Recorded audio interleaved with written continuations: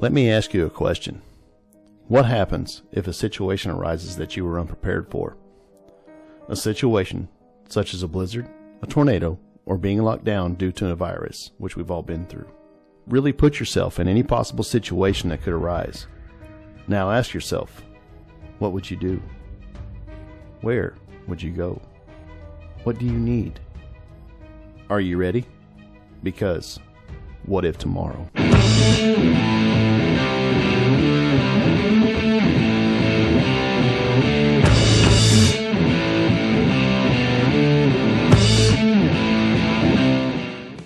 Hey everybody, welcome to another episode of the What If Tomorrow Media Preparedness on a Budget. This will be the second episode I appear in. The previous video was with my co-host Mark. First video I did, I went a little over budget like I said. We're trying to spend an average of around $20 a week. So that would have put us about, 3 weeks ahead almost. But I couldn't help myself.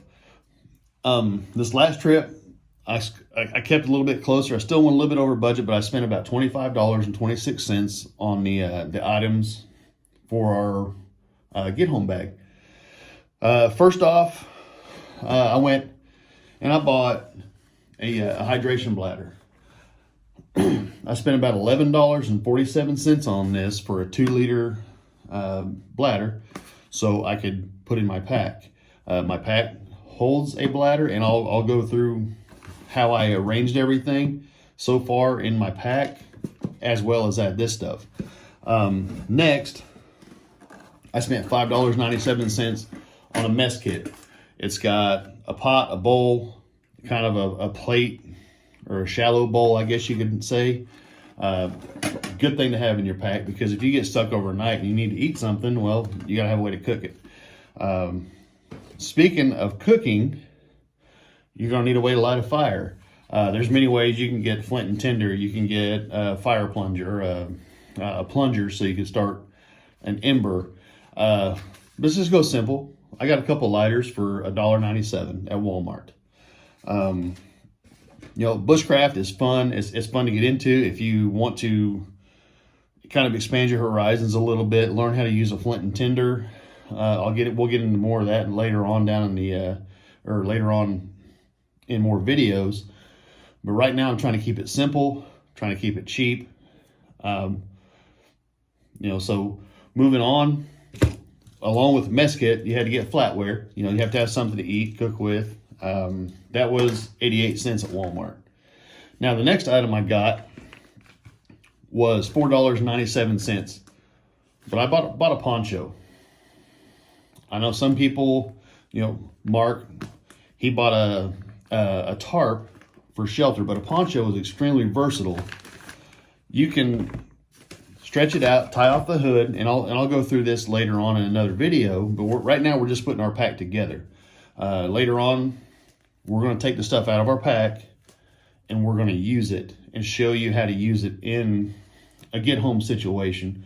Whether, some kind of disaster happens, you need to get home, you can't get a ride, or go to the extreme, you have an EMP and your car doesn't work anymore, but you need to get home.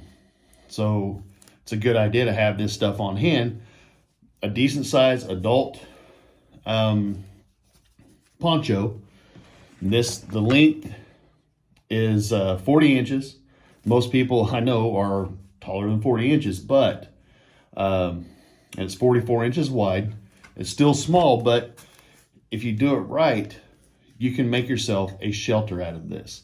Like I said, we'll show it to you later on in the videos. Now I'm going to go to the pack and kind of show you what I did with the stuff from the previous video. In the front pocket, I took all my fishing gear and I put it in this little small tackle box. And as I said in the previous video, we're going to go down the road and hit up a pond and show you, hey, this stuff works. Also, in the front pocket, my 550 cord. Like I said, this is invaluable. To me, it's invaluable. You need to have it in every pack that you own, because there's so many different uses for it. Snares, you can use it, again, for making tent shelters, stuff like that. Hot hands, right there in the front pocket. All that stuff. Sure, it doesn't seem like a lot, but to me, this stuff is invaluable. You can feed yourself. You can provide yourself shelter. Of course, my fishing rod, the cool little fishing rod I found, right there in the pack. Now, I want to show you guys something. It's all well and good with stuff being folded, but if you roll it as tight as you can get it, you will take up less space in your pack. Clothes, your shelters, tarps, tents, whatever. If you can roll it as tight as you can get it, make sure all the air is out of it. And that's what I'm working on. As soon as I get it rolled, I'll show you.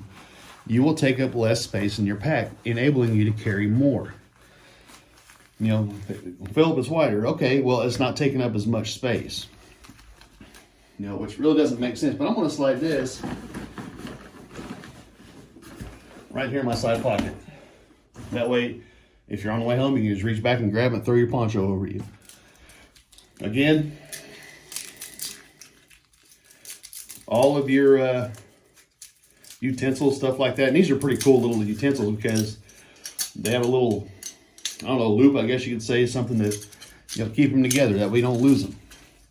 I'm going to throw this here in my front pocket. Lighters, anywhere they'll fit. You probably want ease of access. That way you're not digging through your pack if it starts raining or whatever and you get a fire going to keep yourself warm. We'll just throw that in there.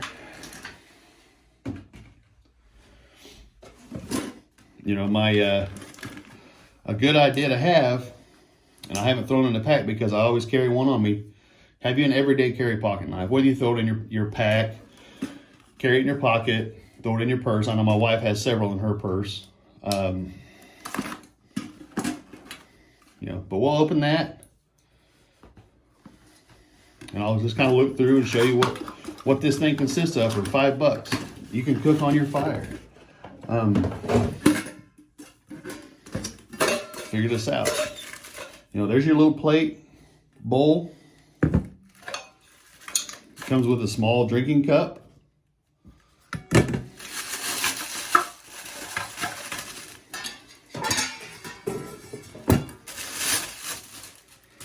Here's your little cooking pot. Nice little lid.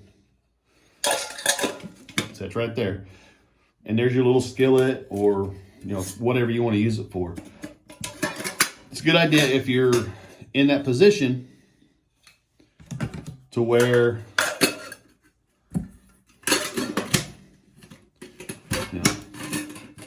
if you're in that position to where you need water, you don't have anything in a water bladder or a water bottle, coming soon is going to be a water purifier, kind of like what Mark had last time. But you can use a small stick and fit like in my water bladder, and I'll show you here in a second, but I'm going to put this in here real quick. But the water bladder, you can actually get an inline filter for it, like Mark had, or you can find a small stick and put it in between your bite valve and here, and it will filter the water for you. But anyway, we'll put this in the pack. Like I said, it's a 2-liter water pack. To clean these, you don't want to use soap and water. I know that's kind of, well, how am I going to clean it without soap and water?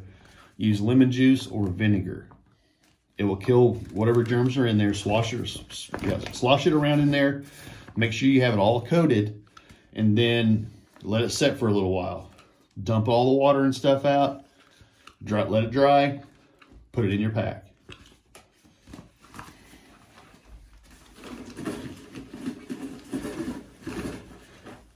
Anyway, folks, that does it for this episode. With everything I bought, I spent, like I said, $25.26. Overall, I've spent $95.35.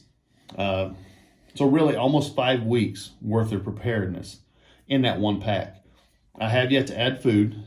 I have yet to add tinder. You don't have to add tinder, because if you're somewhere like where I live, if you're somewhere in a wooded area, you've always got leaves on the ground or dry brush or something like that you can use for a tinder.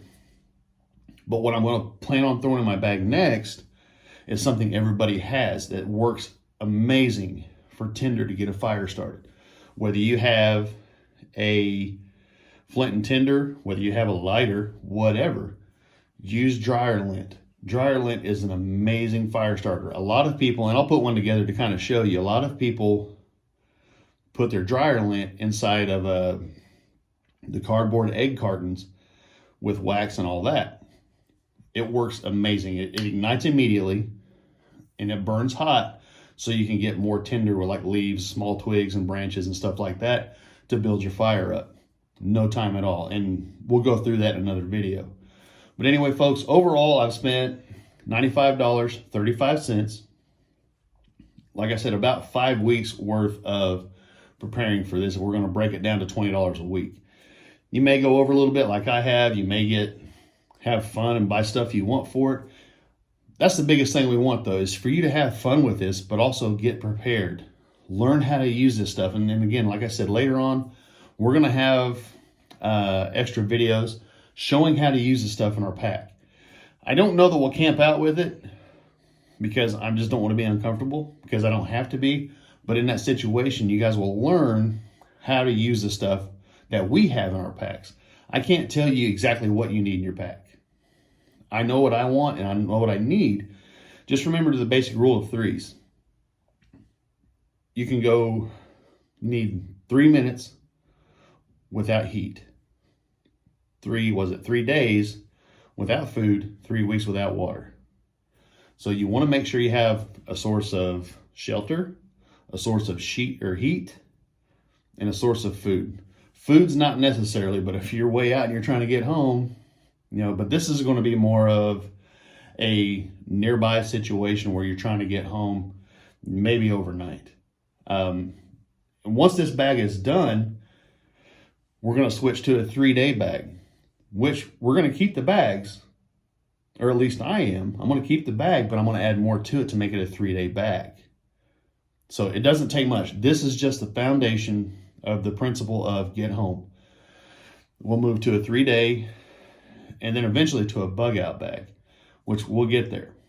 But anyway, folks, do us a favor, like and subscribe to the channel, share the videos if you find informative, and give us some feedback. Throw a comment down below. Let us know what you want to see. Let us know whether you like what we're doing or not. I'm just a simple guy trying to get information that I know is out there. If you have better ways, suggest something to us. Teach us, because we want to learn as well. We don't do this whole thing full time. I mean, this is just something that Mark and I want to put together to expand our knowledge as well as your knowledge. So do us a favor, again, like, subscribe, share this, throw a comment down below, follow the links in the description, because that takes us to our website, that takes us to the Facebook group. A lot of stuff on our website. My Patriot Supply is on there as one of our affiliates. EMP Shield is one of our affiliates. We did a podcast. It's actually our first podcast about EMP. You heard me mention it. It's a possibility. I think we stand more of a chance having a coronal mass ejection, but it's something to be prepared for. Pick what you want to be prepared for, because preparedness is really a lot of the same things. 3 days without food, 3 days with water, all that stuff. Remember the rule of threes, and that'll get you through. So we'll talk to you next episode. Thanks.